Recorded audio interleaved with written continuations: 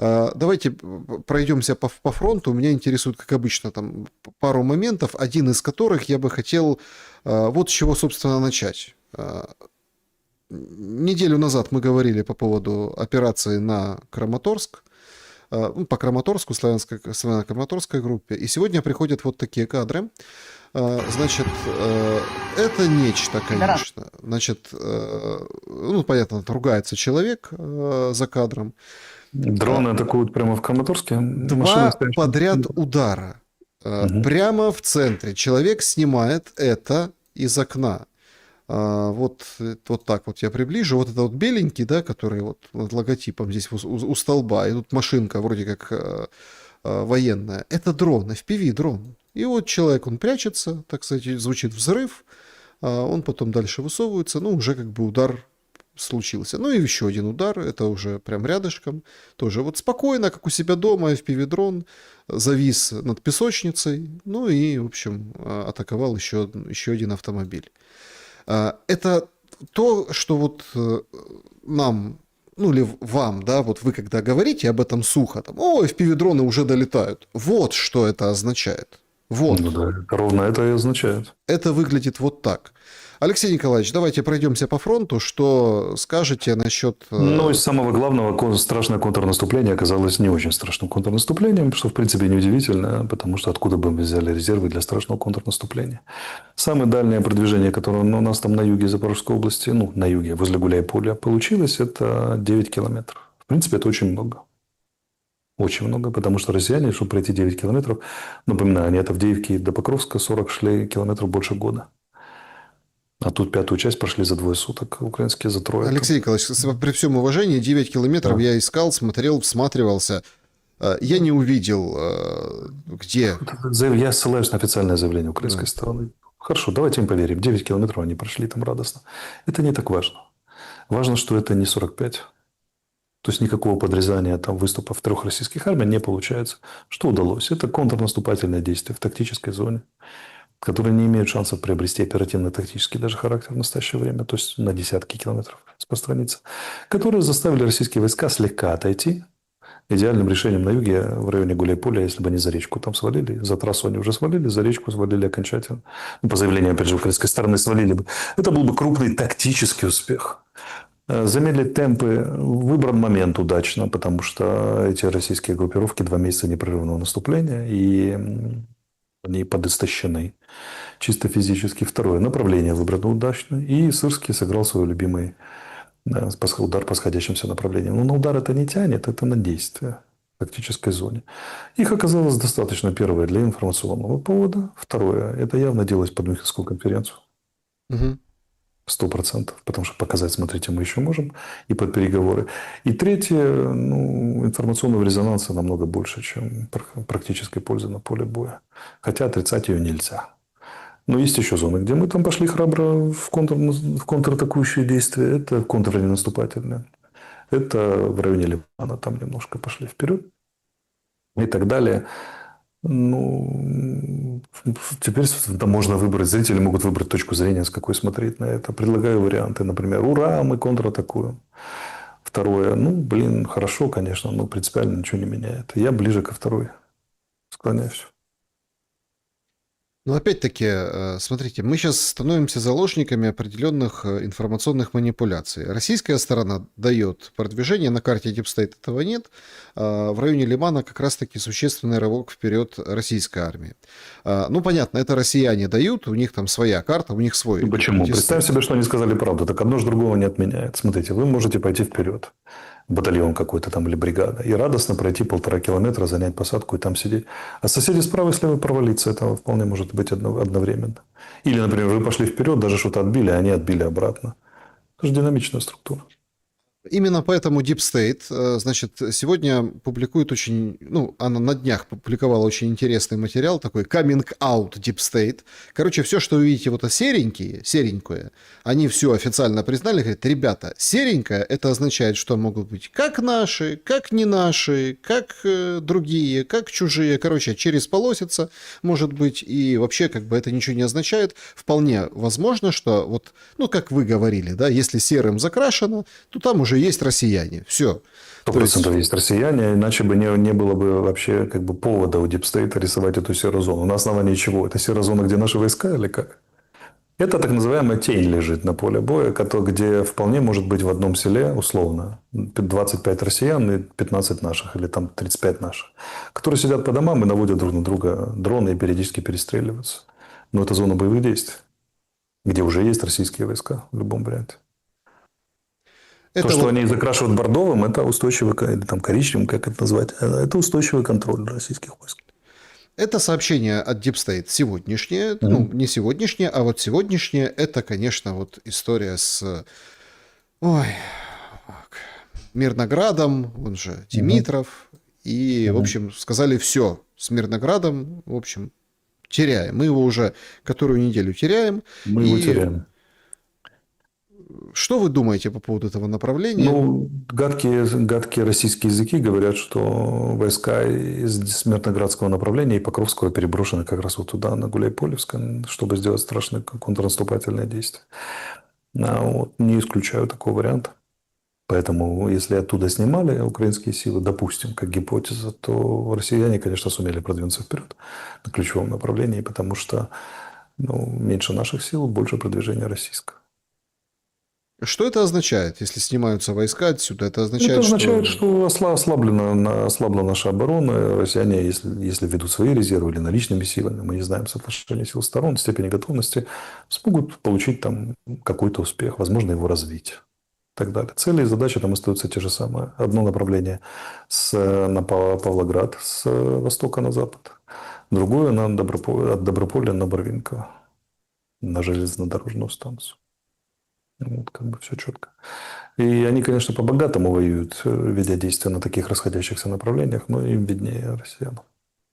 Если они этой тактики придерживаются 4 года, то, наверное, два крайних так точно устойчиво. Наверное, они понимают, что у них для этого есть и резервы, и это помогает хорошо мотать наши резервы, создает информационное давление политическое, там, напряжение сил и средств, логистики. Видимо, им это нравится. С точки зрения военной науки, это очень классическая, это очень дивная история. Она предполагает концентрацию. Я бы так не воевал на их месте. Но, видимо, им кажется, что это хорошо. Тут еще элемент соревновательности есть между группировками войск и между армиями российскими. Они все время видят, кто типа по-джигитски вырвется вперед. Это очень русский стиль войны, только нужно иметь для этого соответствующие возможности. Они не всегда соответствуют их желаниям. Но в целом как бы принципиальных изменений нет даже на оперативном уровне. Есть отдельные тактические успехи украинских сил, есть отдельные тактические успехи российских сил. Для патриотов позитивно, потому что до этого неделями не было никаких тактических успехов украинских сил, только тактические успехи российских сил. А сейчас вот украинские появились. Но это ненадолго, и это не принципиально. Суммы, извините, что туда как бы ухожу, да, не по югу, а сразу на север, но Так, это хорошо. важно. В удобной вам форме и последовательности. Потому что, Алексей Николаевич, Сумы, да, что мы имеем? Ну, во-первых, топят Сумы, снег сошел там, в общем, ужас, что происходит, причем в самом городе, еще где-то. Это для понимания, что на земле. Ну, и есть сообщение, что расширены, опять-таки, заходы в Сумской области, вот здесь, в районе Краснопольского района, там, где уже заходили. Понимаю, что это, наверное, ну, как бы, да не наверное, а точно, это не шибко большое продвижение, однако о чем-то оно нам говорит. Говорит о том, что российское командование последовательно решает свои задачи по захвату крупного лесного массива, который там находится, и создание там полосы отчуждения. Системы обороны района, которая позволяет контролировать Сумы с воздуха и артиллерии, и логистику. И наносить, например, и удерживать украинские силы от намерения зайти на российскую территорию. Создавать постоянную системную угрозу областному центру на севере, что является и политическим фактором тоже. Вот это об этом нам говорит. Да, значит, Сумчанам мы можем посочувствовать, впрочем, как и всем украинцам. И всем россиянам, которые там сидят без воды в Белгороде, например, и без света. Потому что как-то так получается, что российские дети в роддомах не очень отличаются от украинских детей в роддомах. И тем нужна вода, свет, электричество, и те страдают. Вообще, манера взрослых развлекаться за счет детей вот что не перестает поражать в этой войне. И, в принципе, в человечестве.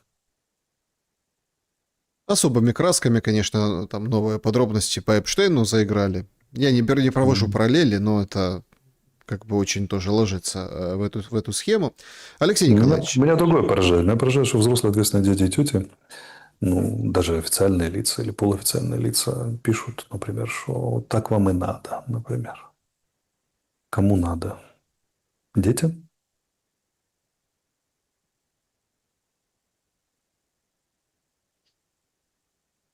по поводу два момента хотел с вами обсудить и перейдем к вопросам зрителей. Алексей Николаевич, ну, смотрите, э, то, что сейчас происходит внутри украинского общества, это, конечно, нонсенс. Есть такой глава Укрпочты Смелянский. Ну, это... Да, он радостно рапортовал и говорил о том, что я плачу налоги, да, в США, а вы же сколько лет получали помощь из США, это типа из моих налогов. Мгм. Сегодня он предложил бабушкам давать под запись макароны или там что еще у почтальона. У почтальона есть блокнот. То есть, смотрите, у нас идет Федоров, цифровая Минцифры, все эти дела, помощь, ТИА, все дела.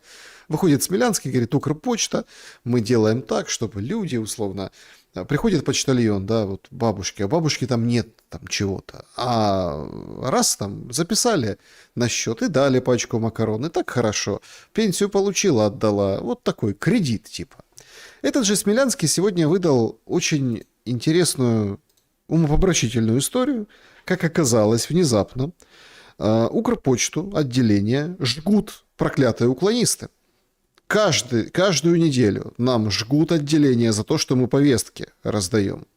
В общем, ужасная история. Но он записал себя в солдаты фюрера.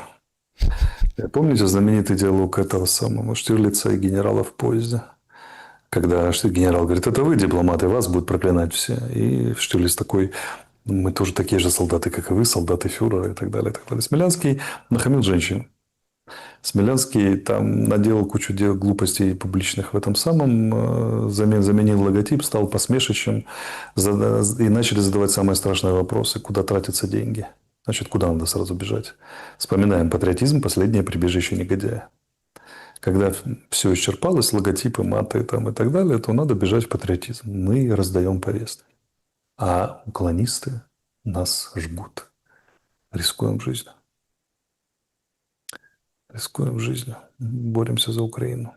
Поэтому, да, это игра в последние солдаты фюрера. Это игра, в которую играют все украинские чиновники, которых взяли за задницу. Это очень понятная история. Но с Ну, обществом... Галущенко играл же до последнего. Там, Да, да, ну, доигрался. Ну, доигрался. еще посмотрим, конечно, мы там... Залоги-то вносят тоже на раз-два разные фирмы с разным происхождением средств. Но люди тоже сами сходят с ума. Ну, Ужасное людей сообщение. можно понять. Да, да. Ужасное сообщение из Одессы. Мужик себе хотел руку болгаркой отнять, чтобы не идти служить. Так его это все задолбало. Понятно, что мы, ну, против этих всех вещей.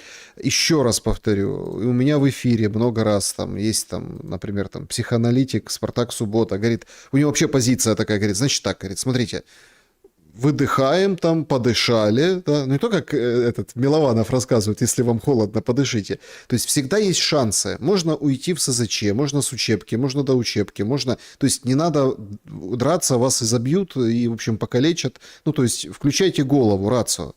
Это абсолютно нерациональная история. Но Ну, смотрите, я не могу поддерживать в эфире призывы к покиданию учебок. Вот. Но по поводу этого скажу. По поводу психического здоровья могу сказать следующее, что ну, во Львове отец застрелил двоих детей и застрелился сам. да, Это пострашнее будет, чем взрослый человек, который решил себе руку отпилить. Мы не знаем, в какую цену обойдется Украине психическое здоровье. Была то же самое России. Мелькнула информация, что россияне за последние 4 года в 5 раз увеличили количество антидепрессантов. вот, потребления. Поэтому аналогичных цифр по Украине не предлагают. Поэтому, ну, что я могу сказать, что идут кровавые жертвоприношения, такая черная месса непрерывная. Есть люди, которые понимают, что происходит, стараются как-то поддерживать друг друга. Есть люди, которые, ну, с удовольствием служат эту черную мессу. Как бы, да, и требуют еще больше жертв, еще больше крови, еще больше вот этой сладкой энергии, трупоедения. Но важно занять личную позицию. А простых украинцев понять можно, потому что, впрочем, как и любой народ, находящийся под таким давлением, ну, это же, ну, что, это же, ну, ломают сознание всеми доступными способами. И власть, Подождите, вот понимаете, в чем фишка? Власти вместо того, чтобы защищать сознание людей, они же его и развращают, разрушают первыми. В этом же вся история. давайте на примере и давайте поспорим. Я не понимаю, не понимаю, за что и почему нужно всем надевать шлемы, рисовать картины, где возле этого шлема нимб, и, собственно, пихать этого спортсмена, недоолимпийца, несостоявшегося участника Олимпийских игр, по всем Так симпозиумам. это же вот как раз ровно про что я говорю. Смотрите, для чего создавались Олимпийские игры 2500 лет назад? Они создавались, чтобы прекращались все войны. Технически это какое действие? Мы фиванцы, мы афиняне, мы спартанцы, мы там из Коринфа. Но в это время мы все эллины. Мы не воюем с друг другом. Да? Мы вспоминаем, что мы что-то больше. Потом человечество научилось, что, несмотря на то, что оно далеко от идеала, оно научилось, что наука, искусство и спорт, может, еще несколько сфер там, да, это вне политики и вне войн. Там мы люди, там мы не племена. В 21 веке, когда речь идет об освоении Луны, искусственном интеллекте, у человека всегда стоит, я не говорю про государство даже, у человека есть персональный выбор всегда. Ты ассоциируешься со своим племенем или ты ассоциируешься со всем человечеством. Идеальный выбор – это когда ты и племя ценишь, но понимаешь, что есть человечество. Человечество – старшая история. Вот покуда есть государство, есть насилие, есть войны. Это специфическая ситуация. Но спорт – это специальная зона, искусство и наука – специальная зона, где можно быть выше племенных разборок. Что делает украинский спортсмен? Он приносит племенные разборки в зону, специально освобожденную от племенных разборок. Что делают украинские спикеры? Они начинают это поддерживать. Ему дают орден, ему дают там 1 000 000 гривен премии. Там Пинчук бегает с этим шлемом там и так далее. Уже картинки начали рисовать. Продаю картинку, значит, про то, какой он молодец, святой шлем там, и так далее, и так далее, и так далее. Персонально мне его очень жаль, потому что человек слил свою спортивную карьеру в унитаз и гордится, что он стал жертвой. Общество. Теперь мне жаль украинское общество, потому что общество – племя, где единственными социально одобряемыми ролями становится жертва и герой, а герой – это просто отложенная жертва. Оно обречено. Понимаете, очень скудное мышление и интеллектуально-ролевое разнообразие. Такие общества не выживают. Это технически невозможно. Для этого нужен более широкий спектр ролей и допустимость более широкого мышления, кроме триггерного мышления, куда, как ни скажи, куда ни повернись, уже ступка плохой. Лобановский плохой у нас. У нас же все плохие уже, понимаете, да? Дернуться нельзя. Общество занимается самокастрацией. Оно сводит себя до 1-2 примитивных схем, поощряет это. А товарищи типа из политики, вот, улыбающиеся за плечами этого спортсмена, они это используют как политическую технологию. Украинцев измордовали. И измордовали даже не столько морозом, там, обстрелами, этим ТЦК, самосхождением, сколько интеллектуально измордовали. Их забивают в колодки, просто запрещают шевелиться, запрещают думать и прочее, прочее. И немедленно запускают «Шакальный экспресс» для тех, кто уже не как мы с вами по-русски, а по-украински пытаются что-то говорить и возражать. Ну, целый народ взят в заложники. И этот народ насилует ментально, насилует физически, по-всякому. И если разбираться, ну, какой объем страданий причиняет враг и какой объем причиняют свои, то я думаю, что враг уже отстает. И отстает давно. Это выбор людей, которые волею судеб получили право управлять этим народом, брать его в заложники. Это был неизбежный выбор, глядя на то, как развивалась Украина с 91 года. Потому что, условно, олигархат заинтересован в том, не олигархат, а черные элиты, вот эти все заинтересованы в применении специфических политических технологий, а лучшая, которая работает, это технология чего? Разделяй власть. Старые добрые времена. Мы с вами, наша с вами совесть относительно чиста, потому что мы-то делаем все, чтобы этому противостоять, этой истории. Разъясняем, показываем и так далее. Но людей бесконечно жаль, потому что люди не обладают ни подготовкой, ни возможностью, ни специфическим как бы навыками, которые позволяют отделить воздействие на себя от процесса психических, которые происходят в их душах. У них это объединено. Они не понимают, что процессы психические в их душах разрушительные, Два организованы. слова скажите Организованы, да. буквально. Поэтому, я прошу прощения, да, поэтому, украинцам же предстоит сделать выбор каждому персонально. Ты или за племя, или за человечество. Илон Маск в свое время этот выбор сделал. Это же чисто моральный выбор, этический. Он не пишет на платах электрических, которые он выпускает. Он же пишет «сделано людьми на земле». Он не пишет «сделано в США». Он выше племенного мышления. Украинцы – прекрасные люди. Украинцы милые, прекрасны в своих достоинствах, очень очаровательны в своих недостатках. Но если и стоит бороться за Украину, только за Украину, которая открыта миру. Открыта миру. И они идут в этот мир украинцами, их ценят за то, что они украинцы, но они открыты миру. А из украинцев делают скукоженное племя, огромный флюс, комплекс неполноценности размером с крупнейшую страну в Европе, которая плюется ядом и всех ненавидит за то, что они не кричат «Хайль» вместе с ними, не считают их самыми великими воинами света. Вот это то, что делают с мозгами украинцев. Воздействие идет такой степени, что удивляться приходится, что еще не все такие. И десятки, сотни тысяч, миллионы людей сохраняют здравое сознание. Еще пока. Вот чему приходится удивляться, что не всех такими сделали. Я просто хочу, чтобы, ну, Алексей Николаевич, извините, что я вот хочу просто направить в это русло. Вот вы, когда и очень много, QR-код возле Алексея Николаевича, это его школа коммуникации и мышления, плюс на политических, околополитических, философских эфирах вы очень часто рассуждали об архетипе. Алексей Николаевич, а это вообще свойственно архетипу украинца? Вот это...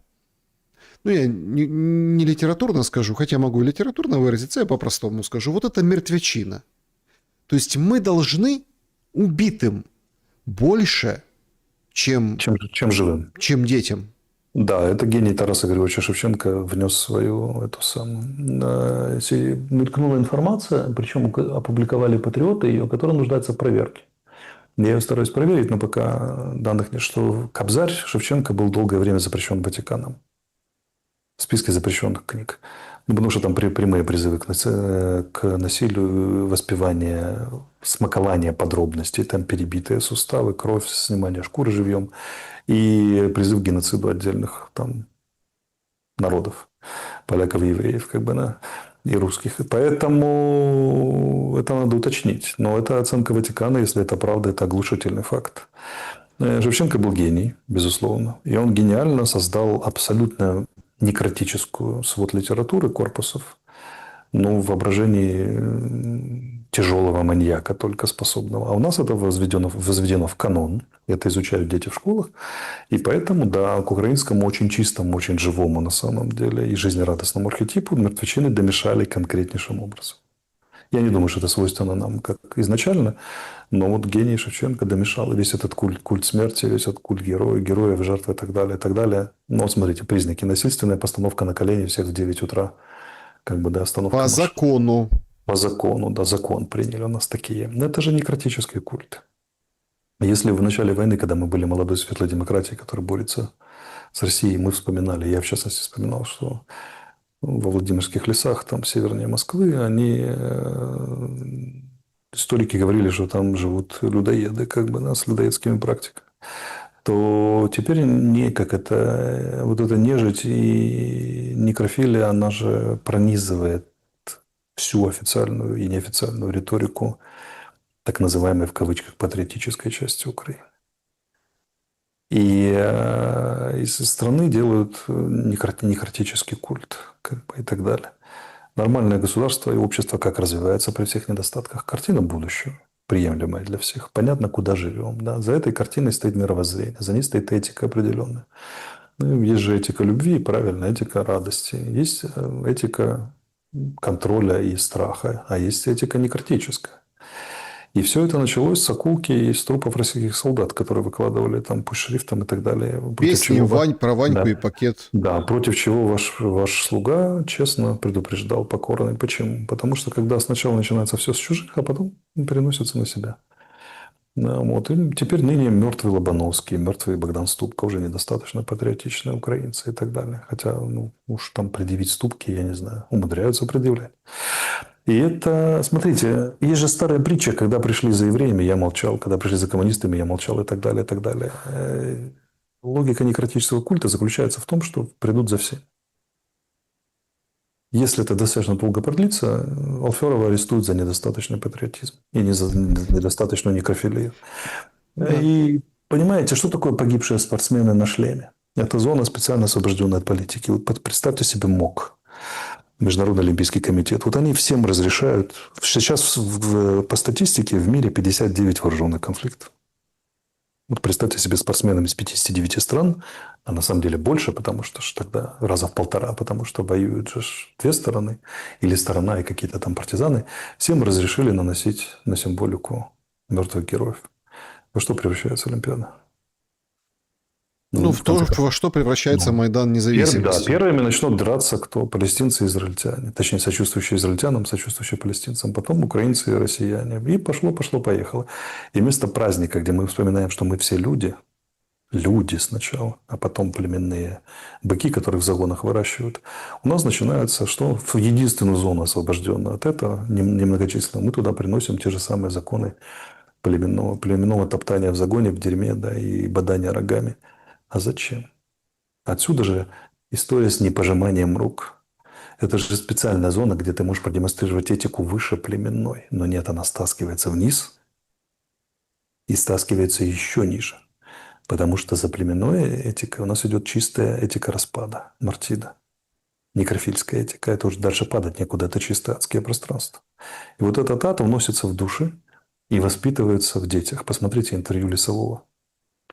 Он же прямо говорит, это министр образования с красивой бородой. Он говорит, что наша задача воспитать ебнутого, простите, патриота, извините, который как бы не человека, не человека будущего, не человека света, добра и так далее, или просто нормального человека, а человека, заточенного под вечную войну и под вечные стоны пропавших героев, будущую жертву и будущего павшего героя. Но в нормальном государстве этих людей, к этим людям приехала бы бригада людей в теплом халате, с теплым питьем и уколом успокаивающего.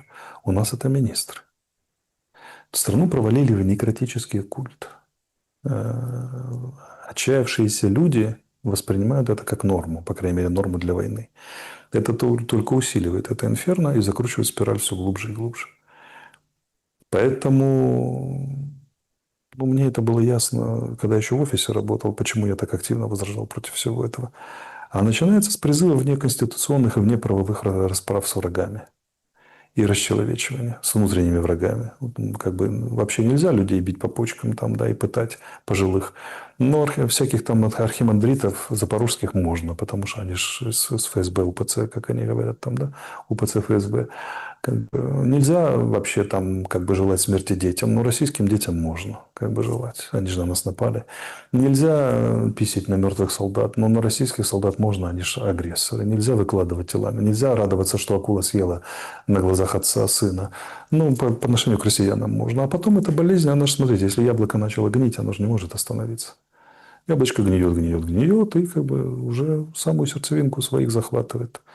И самое главное, никто не собирается останавливаться. У нас это министры уже. У нас была неделя парадов заявлений министров. Давайте запретим всю русскоязычную литературу. Чтобы вообще в Украине не было. Но возникает технический вопрос, а как с Европейской хартией языков? У вас уже лучший друг Украины и самый главный ненавистник Путина Кая Каллас выходит и говорит, вступление Украины в ЕС Мы не знаем, когда. это нереально. Почему? Потому что ну, абсолютная дикость. В Европе наиболее исполняемый в мире композитор Чайковский. В десятке наиболее читаемых писателей три русскоязычных. Да, Достоевский, самый Чехов, главный Толстой. украинец, король Карл, ходил на Да, Годунова на оперу, да, вот да, недавно. тут, да, невероятный украинец, да, ходил на Годунова и смотрел с удовольствием, да, самый главный британский украинец и прочее, прочее. Потому что мир прекрасно отделяет культуру от семьи, мировую культуру вечную, Хорошо, вечного значения от там сиюминутных вещей, тогда вещей политики. почему они привечают этого Гераскевича? Потому что он выполняет нужную им задачу. Ну, как привечает. Я немецкие комментарии читал, например, и британские к этому. Но обычно люди, которые это все комментируют, крутят пальцем у виска и говорят, знаете что, давайте его навечно дисквалифицируем, потому что это глубоко ненормальные вещи, не дадим портить Олимпиаду, спортивный праздник, где все мы люди. Ну, а элиты, видите, ходят, ручкаются. Ну, элиты ручкаются, потому что сукин сын выполняет нужно этот самый. Нужно. Это цинизм элит. Они целую страну разрешают лишить всех прав, впасть в некрофилический культ, в воронку, которая затягивает все глубже и глубже, а лидерам, которые это все устроили, пожимают ручки, которые уничтожили права человека. И тут же платятся. Так работает политика, и здесь не надо заблуждаться. Но я же говорю, единственное утешение для тех, кто пересидит, перетерпит и останется в живых, вы посмотрите, когда все эти некрофилы перестанут быть нужными в Европе и в Соединенных Штатах, как быстро все закончится с ними. На это только и надежда. Так, друзья, значит, поехали, режим Блиц. Ваши вопросы, только давайте подведем итоги голосования, они такие. Как вы относитесь к информации, что Зеленскому передадут ядерное или биологическое оружие? 8% наконец-то вот передадут, скажут, что у нас есть, и война закончится, все станут опасаться, бояться, поглядывать друг на друга, и войну кончат. 15% верю, все перерастет в ядерный ад, иначе уже все давно закончилось, и вообще, как бы, да, многое объясняет вот это ожидание какого-то оружия. 26% это провокация, чтобы Россия ударила первой, очередная провокация. Это мы видим на протяжении долгих месяцев, вы с вами неоднократно обсуждали, что надо принудить Россию к удару ядеркой, чтобы вот, ну, перевернуть доску, сменить эту парадигму.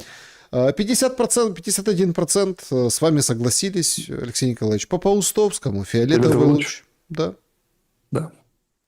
Согласились. Поехали. Режим Блиц. Ваши вопросы. Значит, по QR-коду. Благодетель пишет. Спустя 35 лет после распада СССР Россия, тратя миллиарды долларов уже четвертый год, не в состоянии обрушить инфраструктуру Украины до необратимого уровня. Ирония в том, что сегодня Россия воюет не с глобалистами, а с советским индустриальным фундаментом, системой, которая оказалась прочнее всех постсоветских стратегий, доктрин и мифов неэффективности СССР. Так может, главный вывод здесь не о войне, а о том, какую цивилизацию на самом деле уничтожили в 91-м? Ну да, и Украина, и Россия сейчас на нижнем уровне цивилизации находятся по сравнению с тем, который уничтожили. Но надо понимать, что она работает не просто с народно-хозяйственным или инфраструктурным или промышленным комплексом СССР, который строился в расчете на большую войну и, конечно, содержит запас прочности, а в очень усиленной помощи Запада. Финансовой, инфраструктурной, военной, политической и так далее. Поэтому это, конечно, не та ситуация, когда россияне говорят, что мы воюем с 56 странами там, и так далее, и так далее. Но при поддержке очень мощной. Поэтому Украина-то держится до сих пор только на бесконечных вливаниях от Запада, сама по себе на банкрот. Военный, политический, демографический, там, этический, эстетический, идеологический и так далее, и так далее. То есть это тело, которое лежит в реанимации, которое накачивает, и которое там в бессознательном состоянии машет руками и ногами, сопротивляясь. Но в том числе за счет советской инфраструктуры, конечно, безусловно. Потому что ни одна бы европейская страна или мировая страна, я подозреваю, кроме Китая, не выдержала бы подобных ударов по инфраструктуре 4 года. Это нереально абсолютно. Вот такой ответ в целом. Да, А так, да, на руинах более высокой цивилизации, да, это правда. значит, дальше. Алексей, скажите, если дотянулись до Тамани, то почему не попытаются опять дотянуться до моста? Помню ваш комментарий, что технически мост такими средствами не уничтожить. Ну, когда кого останавливало? Бьют и бьют. Тут бить-то смысл какой? Во-первых, там очень мощное ПВО, корабельная, наземная группировка и так далее. Во-вторых, ну, потратили вы этот дрон. В Датамане есть хоть какая-то надежда, что он куда-то там попадет в какой-то терминал и что-то зажжет.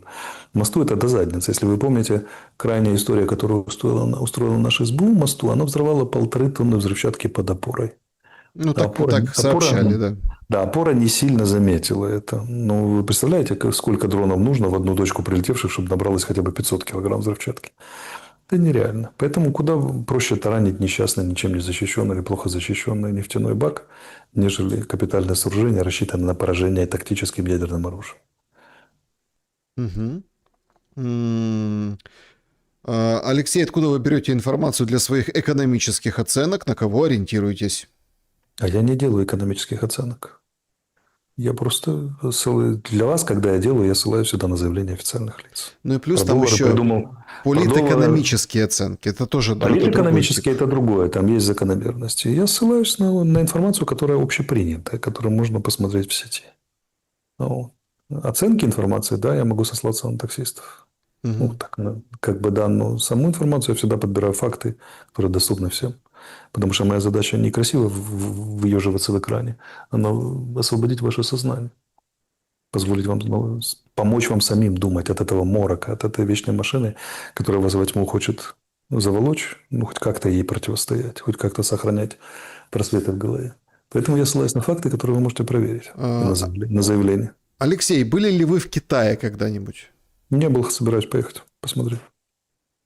А, Сообщество YouTube, давайте здесь несколько вопросов, потом к чатам перейдем. А, Так, вот какой вопрос. Алексей Николаевич, нет ли у вас желания публично дебатировать с товарищами типа Портникова, Невзорова, Гордоном и других, А, в кавычках, отвратительных персонажей? Очень уж за последние годы не хватает с ними дебатов. Они меня не интересуют. Сегодня Был Гордон Да. разошлось, говорит, война не закончится никогда. Но у О как. меня был период, когда я там, вступая за Латынину, вызвал Портникова, предложил ему дебат. Он, как бы, да, ну, меня давно перестали интересовать такие вещи. А, да, как бы, да. Я лучше отвечу на ваш вопрос. Вопрос. Почему Россия не дожмет 0,0001% Луганской области или ждут красивой даты, чтобы объявить, что Луганская область без всех уступок Там, потеряна? Потому что силы обороны Украины сопротивление там оказывают. Мгм. Значит, что сегодня труднее, говорить правду или угадывать будущее? Денис. Мне труднее. Вообще, в общем, я так понял, не вам. Труднее говорить правду или угадывать будущее? Каждый решает, что ему труднее в принципе. Правду говорить сложнее, потому что у правды есть последствия. Про будущее можно фантазировать относительно безнаказанно, если это не совсем вразрез тому будущему, которое напланировали те, кто хочет репрессировать за правду. Вот так скажу. Александр, прошлый эфир Арестович утверждал, что российские силы в зоне СВО якобы значительно превышают украинские, но это же неправда. Мы имеем данные, что в России в зоне СВО примерно 700 тысяч, не более 300 тысяч на передке первой и второй линии. Украинцев в зоне СВО 900 тысяч, и на передке также примерно как у россиян, а может на 50 тысяч поменьше. Основное Это, количество там с другой стороны тыловое подкрепление. это российские мечты вечно. У них есть ряд наборных забавных мифов, которым они себя утешают. Значит, всего в силах обороны Украины, всех силовых подразделениях 1 200 000. ЗСУ 800 тысяч, 880. Значит, у нас официальная статистика СЗЧ 300 тысяч человек. Теперь смотрите, минус 1 200 000, минус 300. Сколько? 900. 900. Теперь смотрите дальше. Из них часть же в тылу, большая часть, потому что даже американская армия гордится, что из 100 человек воюет только 28. И это очень высокий показатель. Примерно 2/3 это тыловые военные, обеспечивающие. Ну, добавьте больных, раненых, контуженных, учебные центры и так далее, и так далее. Я думаю, что у нас линию фронта держит от силы 250 тысяч человек. Может быть, может даже меньше. А у россиян там отнюдь не 300. У россиян основные тыловые группировки находятся на территории собственной страны, в отличие от нас. И у них здесь ударные группировки, ударные, наступательные. Конечно, у них не все 700 тысяч на линии боевого фронта находятся, но не менее 400, я уверен. Вот и получается соотношение где-то 1 к 2, 1 к 2,5.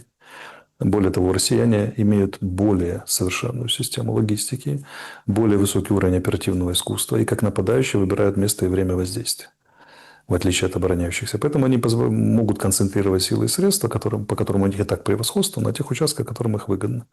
Это преимущество нападающего и более крупной индустриальной страны с большими возможностями. Все очень просто. Алексей Николаевич, можете ли вы обратиться в сегодняшнем дневнике к Владимиру Зеленскому, призвать его к прямым переговорам с Москвой? Вы помогли бы стабилизировать сознание помогли стабилизировать сознание миллионов людей. Попробуйте помочь ему одному. Его решение все еще может спасти сотни тысяч жизней. И мое обращение ни к чему не приведет, скорее вызовет и идиосинкразию, и утвердит его в нынешних деструктивных позициях, скорее всего. Поэтому по принципу не навреди. Это бы если бы нас заперли в одной комнате и продержали достаточно долго. Ну, что вы с ним делали? Это дней за 30 уговоров, разговоров, совместных медитаций и молитв я, наверное, смог бы помочь. Но через публичное обращение вызовет обратный эффект, скорее всего. Но должны быть мягкие стены. В этом помещении. Так, значит, Алексей, как вы оцениваете возможность того, что верхушки Украины будут мстить через семьи, и появится украинский аналог центра Симона Визенталя? Спасибо, Александр, всем добра. Для того, чтобы появился центр, который хочет спросить украинские элиты за то, что они сделали со страной, с украинцами, нужен радикальный слом линии развития Украины и приход к власти политиков, которые не хотят поставить точку и начать новое, а именно спросить за старое. Это очень специфические условия. Кроме того, должен быть определенный консенсус мировой, для того, чтобы их выдавали или закрывали глаза на то, что их там похищают и вывозят в Украину, например. Да? Это слишком много «если». Посмотрим, не знаю. Угу. Значит, вот такой вопрос от Лены. Здравствуйте, Алексей. Как вы думаете, долго ли еще продержится Евросоюз? Какие перспективы у этого объединения, когда внутри такая драчка? Пока совершенно не видно угрозы Евросоюзу. Текущей евробюрократии, да. Но Евросоюзу как структуре пока нет серьезных угроз. Более того, после речи Рубио он в значительной степени укрепился в каком-то смысле в Мюнхене, если это новое направление американской политики. Поэтому за Евросоюз не бойтесь. Да, могут прийти правые. В Европе и так 9 правых правительств. В Европарламент могут быть поколебаться левоцентристское большинство, могут прийти множество правых. Но слишком удобные и слишком долго работающие структуры, чтобы с ними покончить как со структурами. Персональный состав, политическая краска, да, может поменяться. Так и на этих выборах в Европарламент левоцентристское большинство на волоске висело уже. Но никто не ставит всерьез вопрос в Европе о ликвидации Европейского Союза. Добрый вечер. Вопрос гостю. Сейчас в Европе звучат идеи создания европейского ЯО. Польша заявляет о желании вступить в ядерный клуб. Турция тоже высказала желание. И вот на входе украинского конфликта после заключения мира, перемирия, Россия получает не то, что договор о неких договоренностях безопасности от США и снятии неких санкций, а оказывается практически в окружении ядерных держав и далеко не дружественных. Вопрос: могут ли данные перспективы выступить триггером для начала ядерного конфликта где-то локально или серьезных трансформаций политических внутри России? Смотрите, мы имеем с вами натурный эксперимент. Пакистан и Индия. 2 ядерные державы с очень тяжелыми отношениями, регулярно воюющие, недавно повоевавшие и так далее. Ядерное оружие ни разу не было применено, несмотря на всю риторику. Поэтому можно сколько угодно пугать себя ядерным апокалипсисом, но это слишком невероятный сценарий по сумме факторов.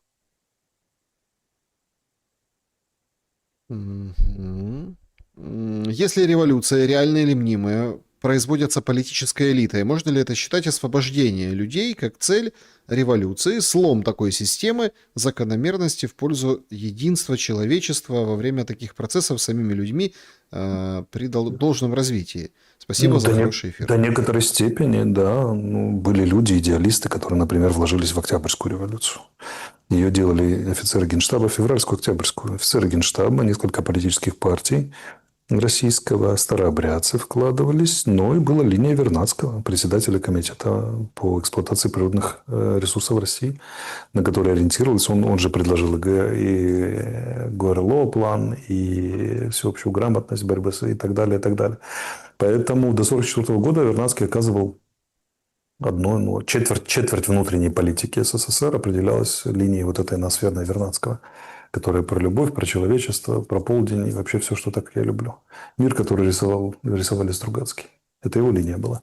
И она в значительной степени осталась в Советском Союзе. Советская фантастика, Советская индустрия детства, детская литература, детское кино, детское творчество, инвестирование в детстве, ставка на будущее.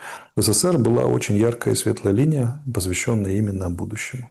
Она, к сожалению, не стала главной, но, как бы, более того, в значительной степени была репрессированной, но в устойчивых формах удержалась, по крайней мере, так как относились к детству в Советском Союзе и к будущему. Это пример подражания для всего человечества. Чаты трансляции. Давайте здесь почерпнем несколько вопросов. Чат Александра Шелеста. Спросите, пожалуйста, Алексея про теории заговора о якобы связях Эпштейна с Россией.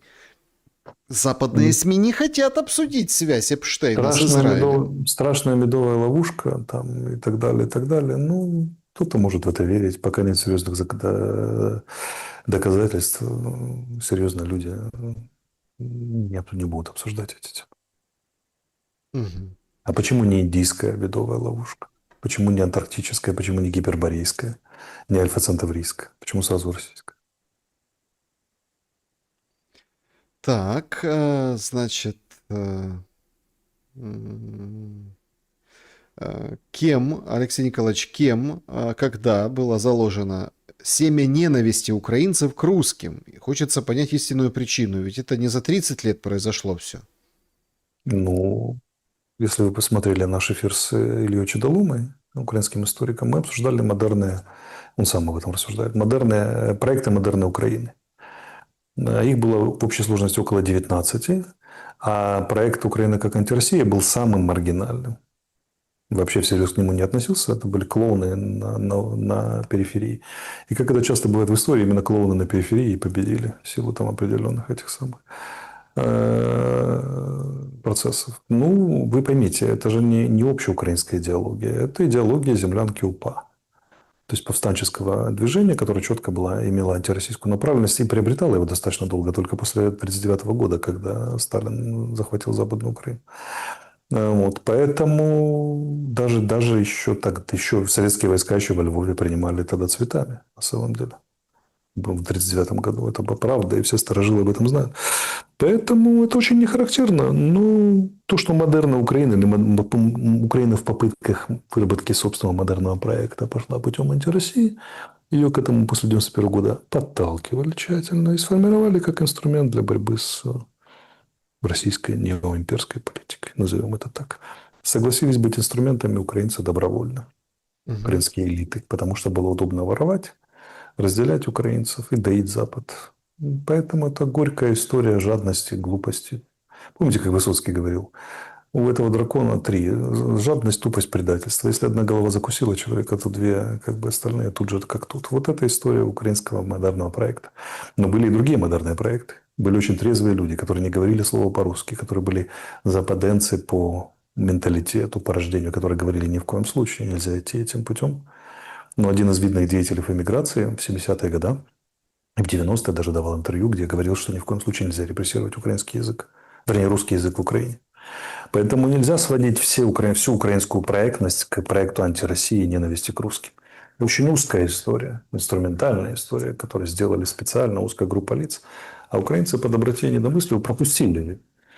Хотя нельзя обвинять и Западную Украину или деятелей Западной Украины идеологических только в этом, потому что там было полно людей, которые категорически высказывались в пользу сохранения культурного разнообразия, запретов на репрессию русского языка, высказывались против НАТО, причем будучи гражданами Канады и находясь в канадской эмиграции. Разумные люди, потому что они понимали последствия. Вот. И так получилось, да, что Маргинес сдулся как пена, и сейчас нам в роли министров и глав Институтов национальной памяти рассказывает, как надо жить. Это пена, история ее смоет. Другое дело, что это нужно перетерпеть или побороться против нее. Но тут каждый сам решает, что делать. У нее нет будущего. Россия и Оно... Украина расширили состав делегации до 20 человек. Меняет ли это ход переговоров и сколько человек в делегации было, когда Арестович принимал участие в переговорных группах? Было 12, но были же всякие еще там сдвоенные персонажи. Например, глава группы, у него там есть 3 референта, да, или люди, которые не выходят из тени. 20 – это хороший признак. Это значит, обговаривается круг вопросов, которые выходят за пределы просто прекращения огня, наступления мира. Смотрите, 4 подгруппы всегда работало. В Минске, в нормандском формате, в стамбульском. Это культурная, экономическая, военная и политическое. Расширение 20 человек, это значит, ну, есть, скорее всего, работа в 4, а то и более, больших группах. Можно приветствовать. Это значит, нарабатываются конкретные детали прекращения огня, разделения сторон, мониторинга и так далее, и так далее. Для людей, которые неравнодушны к Булгакову, такие как я и Саша, можем вам сказать, что, судя по заявлению Лаврова и возвращению Мединского, гуманитарные вопросы тоже никуда не деваются. Будут частью сделки. Судя по Вот такой вопрос. Э, Алексей, вы видели клип со своим участием на канале Шелеста? Отрыв. всему. Это подписчик. Помните, вы зачитывали рэп? Да, да, да. Да, он прям конкретно наложил музыку, Вложился? подтянул там все, что надо, чуть подускорил под темпику, и прям так получилось. Я не видел, но обещаю предоставлять все больше и больше возможностей. Все новые и новые Получилось. материалы для этого. Получилось интересно.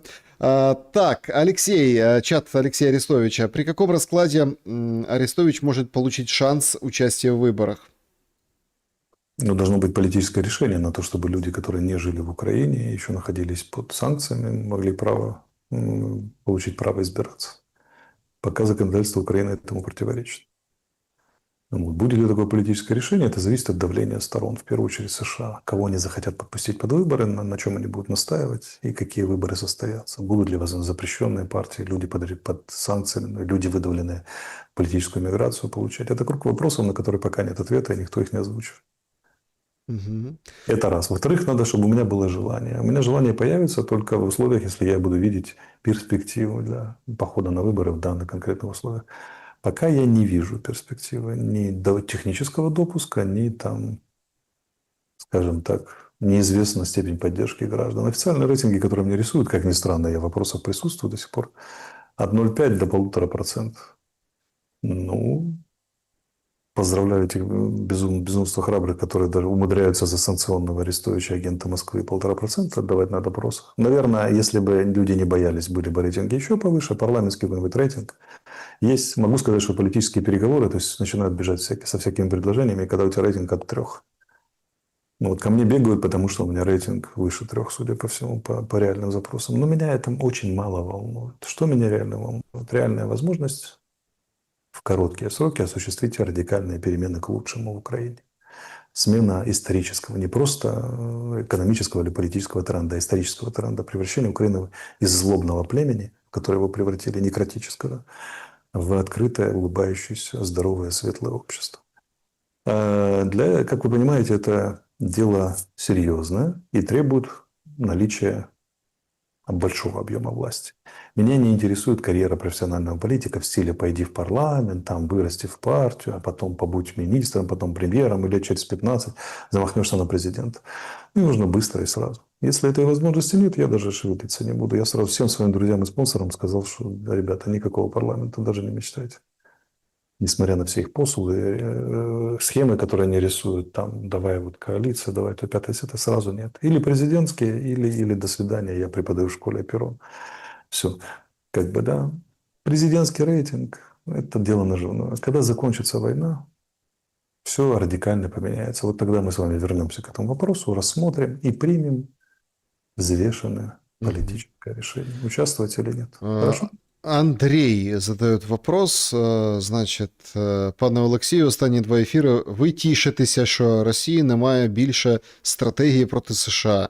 Запитання. Руські люди, в тому числі я, вважають, що дане слово важливіше за вигоду. У західному світі дане слово тримають до тих пір, поки воно вигідне Заходу. Після кожного разу, коли США кидає РФ, остання консолідується. Чи дійсно у РФ немає рычагів по вашій логіці?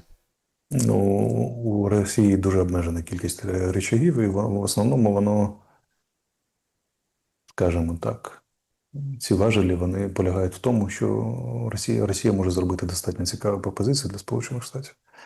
І, власне, ми сьогодні обговорювали з вами цей самий меморандум з 7 пунктів, які пропонують різке збільшення економічного співробітництва з боку Росії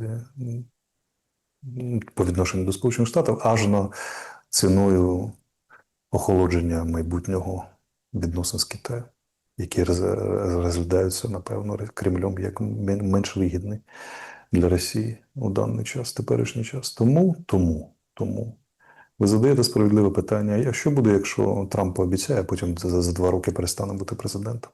В цьому та і стратегічна дилема, яка і привела до війни і до непорозуміння глобального. Тому що Росія, Путін править 26 років, намагається правити ще 10, 15, 16, 20. І він питає Захід: а з ким домовлятися, якщо вас через 2 роки переоберуть, і все, що згорить. Тому він вдався до війни, тому що війна і територіальні захвати, і шантаж війною здався йому більш розумним інструментом політики, коли він дивиться на минливий, примхливий Захід. Але ж, питання не було вирішено. Війна перетворилася на Лівонську війну 2, тобто невдалою війною стала. Коли Захід об'єднався щодо протистояння проти Росії. На зараз спроби домовитися, але що буде, якщо дійсно Трамп втратить більшість, наприклад, в парламенті, а за 2 роки втратить посаду президента? От питання постане знову, що там Росія. Але у Росії, я можу вам сказати, нема жодної іншої стратегії, ніж домовлятися з Заходом. На пробудження Росії, яка там об'єднала глобальний південь і почала воювати з Західом по-справжньому, ми все вже подивилися. Це влажні фантазії представників православного чучка російського, які все вірять, там, консерваторів і так далі, і так далі. Насправді ж кремлівська політика полягає в тому, щоб домовитися. Вони вдалися до величезної війни тільки щоб домовитися. І вони домовляються. Я ж кажу, я не здивуюся, якщо з'ясується, що Росію прийняли в НАТО або в щось на кшталт НАТО раніше, ніж Україну. Це був би гарний урок і для українців. Дуже гарний історичний урок. Ну, в Совет мира это же фактически то же самое. Да, типа того. Ну, практически. Ну, там, понятно, с нюансами, но мы просто типа того, да. посмотрим, как он будет развиваться. Друзья, я старался. Вот, смотрите, максимальное количество вопросов, максимальных источников. Давайте вот закончим ваш ответ. Все-таки, знаете, мне всегда отрадно, когда мы вот о людях говорим и даем какие-то советы. Вот пользовательница у вас в чате спрашивает, что...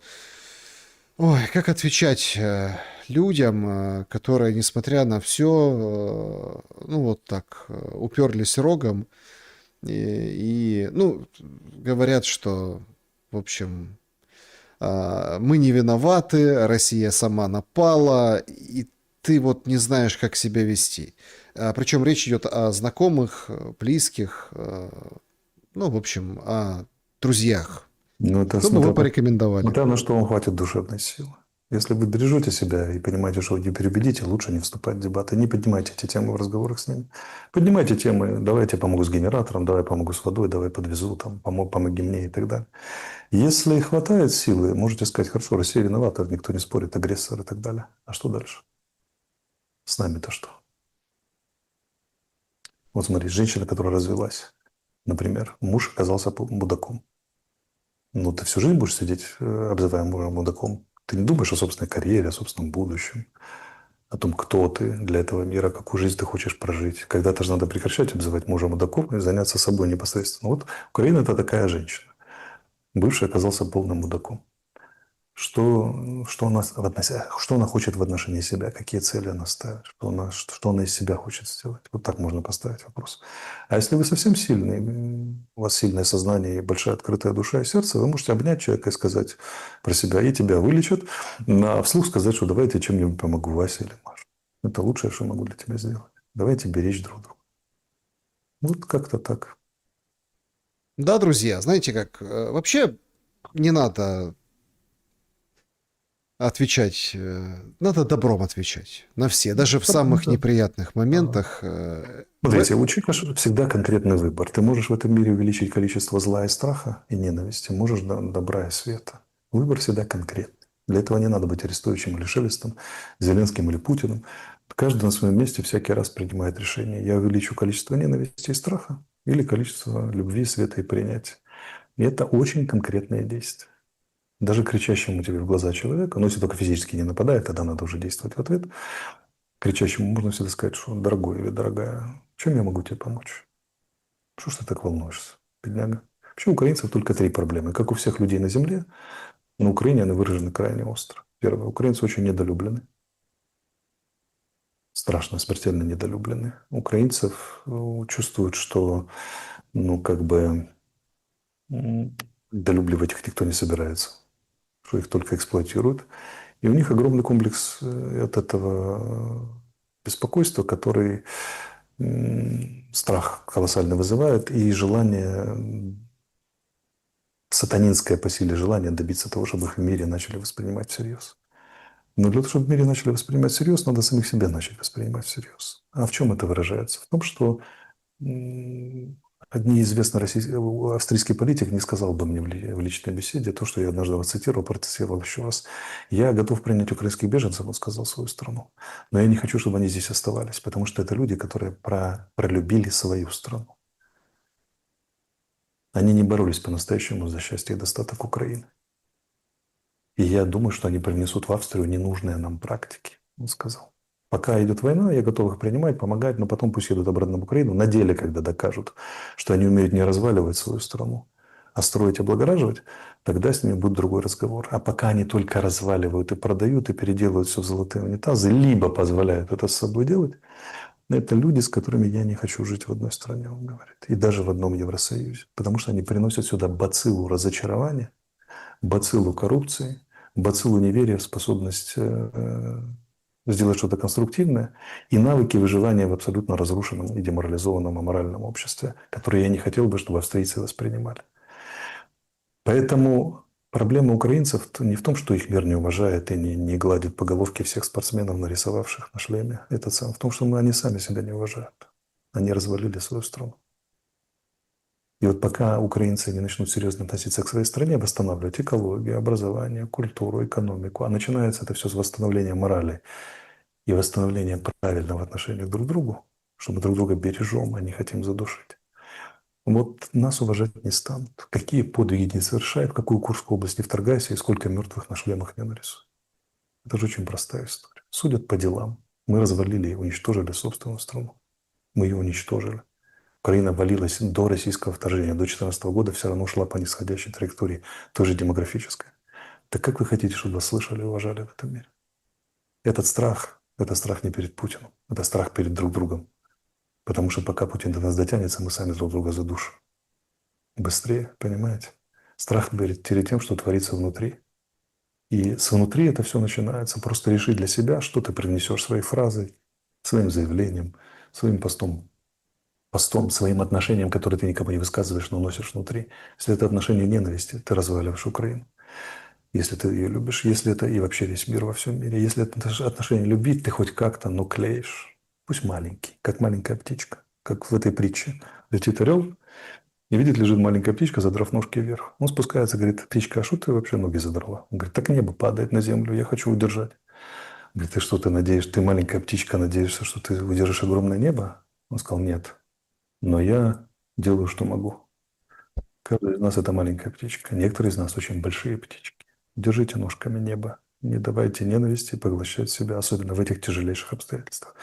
Холод, сегодняшний ночной обстрел, черти что вытворяют власти, война, неизвестные перспективы. И вот здесь эту свечу на ветру надо научиться держать каждому. Много свечек – это много-много света. Много-много света – это другая Украина, другой мир, другое человечество. А начинается оно все вот здесь. Вот за это человек и несет ответственность. Не за Путина, не за заявление Зеленского, не за проклятых англичан, а за то, какую свечку он держит внутри. Белую или черную. Держите белую.